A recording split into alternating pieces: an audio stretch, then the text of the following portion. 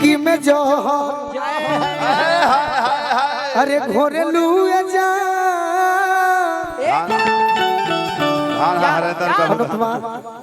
आवत हर स्वागत हुई। हरेंद्र जी खड़ा हो जी लोगो स्वागत कहे मुंह हमर से जीजा जी को हदे तो घट जीवो नहीं कर पाऊं नहीं जीजा जी को बहन के अपन कार्ड बाटा तो रेज बड़ जोला माने लो तो कहो का हरेंद्र सर तारा सर के लेके हम बाबूजी से भी आग्रह करब कि एगो गमछी एगो दे दो मनोज भैया। अनुपमा के स्वागत। ये अनुपमा तहार गांव हो तहार क्षेत्र हो इनका के पगड़ी बांध दो अनुपमा के। आज भोजपुरी के ईशान भी पगली इहो ठाकुर जी को दे तो सवेरे हमरा त खा के जाए के बा सवेरे हमरा त खा के जाए के बा। अच्छा टाइम होई तो खा के जाई थाली बजा दी सब देखो अनुपमा तारे के माने वाला हमने के आदमी हो जा काहे से सुथाने हमने के संस्कार से जुड़ल हो जा। हम कलाकार बनी हमरा बात के तू दिल पे मत लिहल लिया ना बाप बहुत यह न कहिला ई खराब है बाप ना खराब है कि जिंदगी में जो अरे घोरेलू जा तो अपना जनुआ के होई दिलवा काहे तोड़ेलू जा अपना जनुआ के होई दिलवा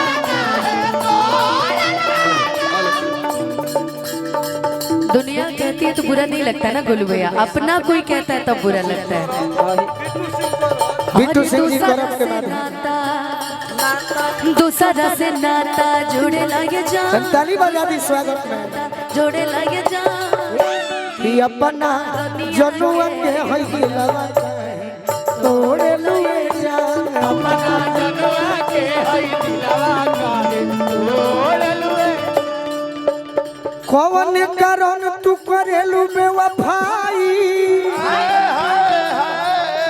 पूछला पर झूठो सचो देवेलू सफाई पूछला पर झूठो सचो देवेलू सफाई पूछला पर झूठो सचो देवेलू सफाई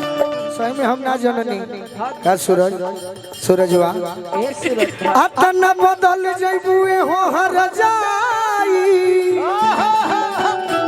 सोचला पर लगेला करे जब फटी जाई सोचला पर लगेला करे जब फटी जाई सोचला पर लगेला करे जब फटी जाई अरे दोसरा के ओढ़नी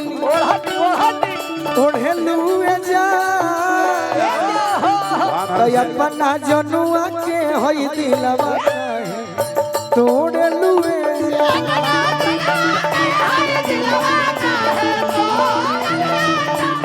अनुपमा यह लिखल चीज के हम पढ़ले बानी आए मंदिर में हम 11,000 रुपए के सहयोग के वादा कइले बानी तुम को सहयोग के वादा यह चीज के पढ़ के अपना मन से वादा कर दो तुम को सहयोग के वादा कर दो हेलो माइक में पढ़े हाँ हाँ अरे माइक में पढ़े तो मन में थोड़े पढ़ेगा पैसा देवे के पढ़त इस गांव करत में मां काली जी के भव्य मंदिर का निर्माण हो रहा है और जो हमारी सनातन ठीक बा और जो हमारे सनातन के सभ्यता को बढ़ाएगा। यह मंदिर पूरे भोजपुर में एक अनोखा मंदिर होगा। अतः आप सभी सनातनियों से अनुरोध है कि आप सहयोग देकर सनातन के इस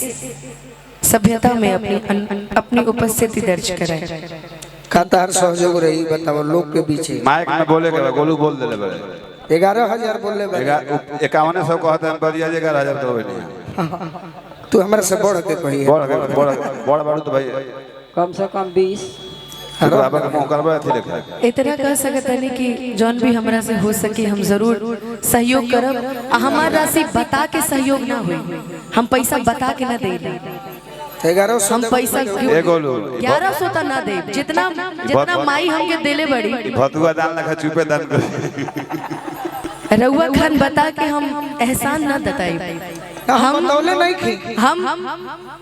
सहयोग करब और इस सहयोग हमरा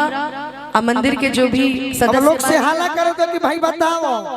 का भैया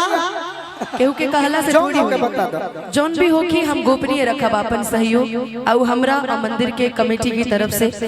हमरा तरफ से रही और गोपनीय रही आज ना जौन भी सहयोग बताए रही। लेकिन आए बे कमेटी बतावे ला मंच पर हर एक जगह बिल्कुल वो वो दिन तार खोली कि ना खोली एकदम जरूर। जान गनी 10 बोरा सीमेंट से बेसी ना दी। कितना से 10 10 बोरा सीमेंट से बेसी ना दी। एगो बात बताइए, कहीं सहयोग के बात सबसे ज्यादा सहयोग हम ही करीला कलाकारन में। बता दे काहे बताई हमार नाम मन बाबा। अच्छा सीमेंट के बाद कुछ छोड़ के टी बढ़ा दिए अच्छा बे तो अपना जनुआ के हई दिलवा काहे तोड़े लुए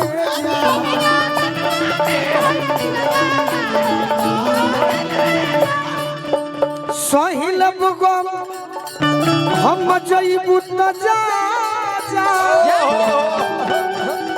ओई बुलवट के न किरियाई खा जा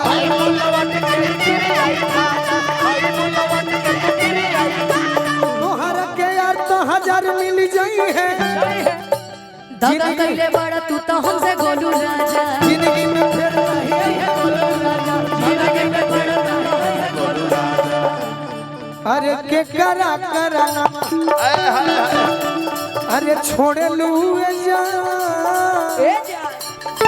छोटे बाबा के करनवा ये तो बाबूजी के सार होता है एकर फूफा है अरे छोड़े लिए जा ये अपना जनुआ के हई दिलवा काहे तोड़े लुए